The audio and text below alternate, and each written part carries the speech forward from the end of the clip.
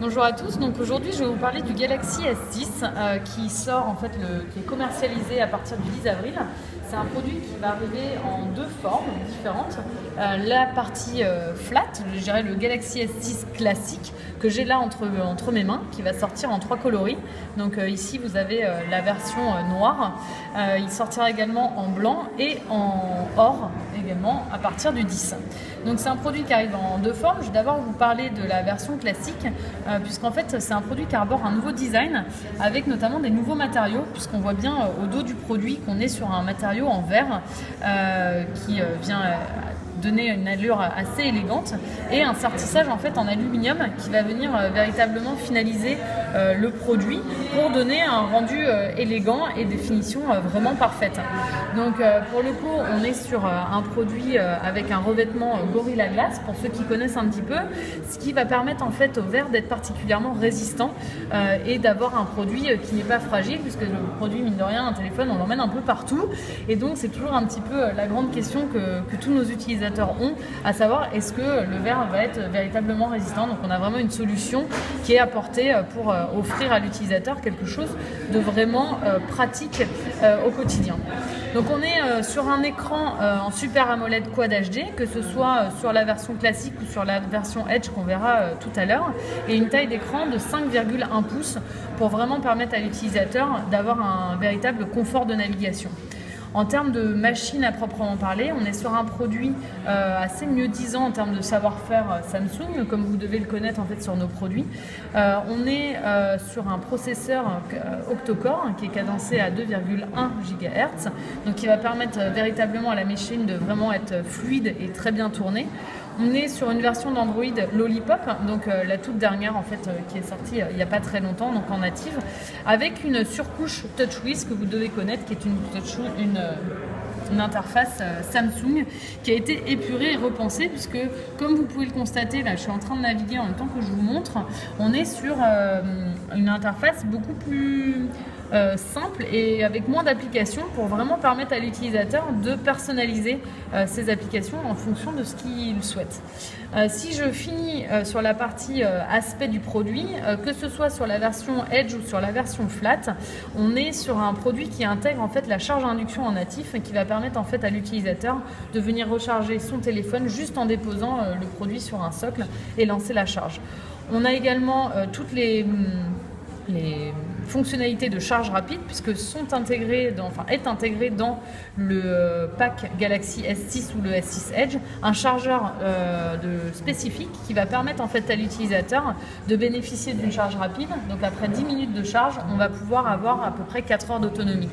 On retrouve bien sûr dans le produit toutes les fonctionnalités de mode ultra économie d'énergie, en fait qui va permettre à l'utilisateur de passer son écran par exemple en noir et blanc et d'augmenter en fait l'autonomie de sa batterie et de ne plus être en rade de batterie et d'être un petit peu coincé quand il nous reste par exemple que 5 ou 10% de charge et qu'on doit impérativement tout simplement qu'on ait besoin de son téléphone tout simplement. Donc voilà ce que je peux vous dire sur le produit. Bien entendu, on a également l'appareil photo qui a été amélioré, puisque que ce soit sur la version classique ou sur la version Edge, on est sur un produit qui a 16 mégapixels en fait en appareil photo principal et 5 mégapixels en appareil photo frontal. Donc là, si je désactive mon mode ultra économie d'énergie, donc là c'est le temps que tout se réactive, donc c'est toujours un petit peu long. Pour que je puisse vous montrer le téléphone, je vais donc tout simplement vous le montrer en attendant qu'il revienne à la normale sur le Edge, puisqu'en fait on est sur le même appareil photo, donc ça ne change pas grand chose. Donc, comme je vous disais, on est sur un nouveau mode avec un stabilisateur optique intégré, une partie filtre qui va vous permettre de gérer vos filtres en temps réel. Ici on voit bien, et ça c'est grâce au processeur en fait qu'on peut vraiment avoir l'aperçu des petites vignettes des différents effets qu'on peut avoir, et des nouveaux modes, donc notamment le mode slow motion qu'on retrouve ici, qui va en fait permettre à l'utilisateur de filmer une vidéo et de gérer en fait ses ralentis pour avoir différents effets sur ses vidéos. Donc là, si je vais essayer de vous faire quelque chose de pas très sympa, mais bon, on va juste pour vous illustrer mon propos. Donc là, si je reprends en fait ma vidéo, que je lance ici mes différents ralentis, on peut voir là sur l'interface que je vais sélectionner la séquence à ralentir et en fait je vais avoir 3 vitesses différentes de lecture. Donc là, si je veux le mettre vraiment en vitesse 1/8 et que je relance ma vidéo, on va se mettre ici, on va la lancer, on va revenir un petit peu plus tôt. Là, on voit bien que sur la séquence que j'ai sélectionnée, le ralenti est beaucoup plus important puisque en fait j'ai sélectionné en vitesse 1/8. Donc ça, c'est une petite nouveauté qu'on a intégrée dans l'appareil photo qu'on n'avait pas auparavant. Autre fonctionnalité qui est liée en fait vraiment à l'appareil photo, on retrouve donc le stabilisateur optique qui va vous permettre de prendre des photos toujours nettes et surtout une ouverture à 1.9 qui va permettre à l'utilisateur d'avoir des photos assez lumineuses même dans un environnement relativement sombre. Donc ça, c'est intégré dans le téléphone. Si on passe sur la partie frontale, donc là comme ça on va pouvoir se voir, je peux vous dire coucou en temps réel. On a plusieurs modes en fait de selfie, notamment un mode qui va permettre à l'utilisateur de lancer son selfie rien qu'en levant la main.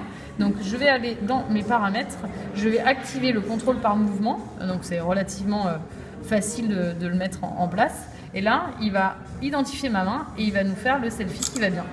Donc ça, c'est des petites prises de vue qui sont assez pratiques.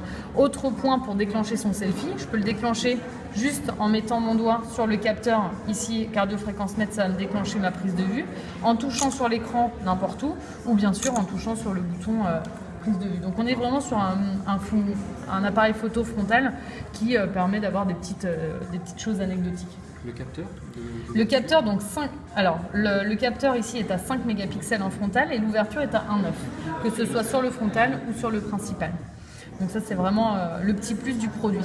Donc là, j'ai donc du coup un petit peu switché. Là, on voit bien la différence entre les deux produits, notamment sur les deux écrans. Donc ici, on a quand même, pour vous illustrer un peu le propos, on a quand même un produit qui est un peu plus immersif avec cet écran courbé. Donc même quand on navigue, on a cet effet un peu de rouleau qu'on retrouve sur le S6 Edge, qu'on retrouve un petit peu moins sur le flat. Et après, on a bien sûr une interface qui est dédiée en fait sur la partie Edge, puisque je ne sais pas si vous avez fait attention, mais ici j'ai une petite languette transparente qui est sur le produit et qui va me permettre en fait d'accéder à mes contacts favoris, donc et à avoir en fait l'accès aux contacts que je veux. Alors je vais regarder ici si ici j'en ai qui sont configurés, donc ici on le voit mieux en fait.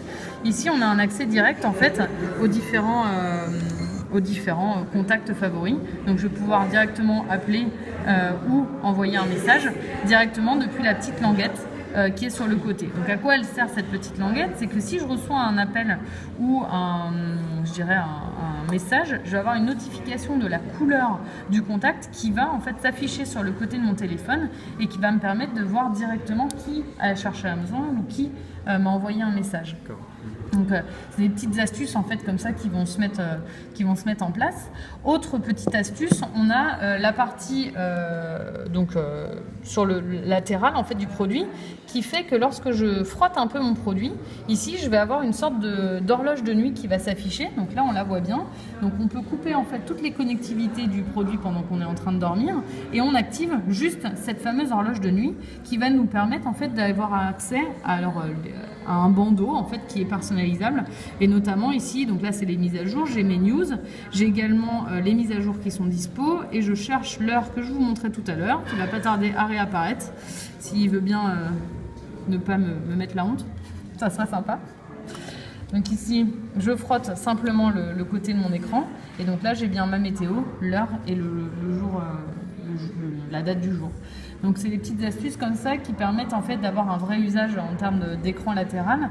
Donc pour le customiser, cet écran latéral, c'est assez facile puisqu'on retrouve dans les paramètres un onglet écran latéral ici qui va me permettre notamment d'activer ou pas les notifications lumineuses et surtout d'activer en fait le produit, le côté du produit.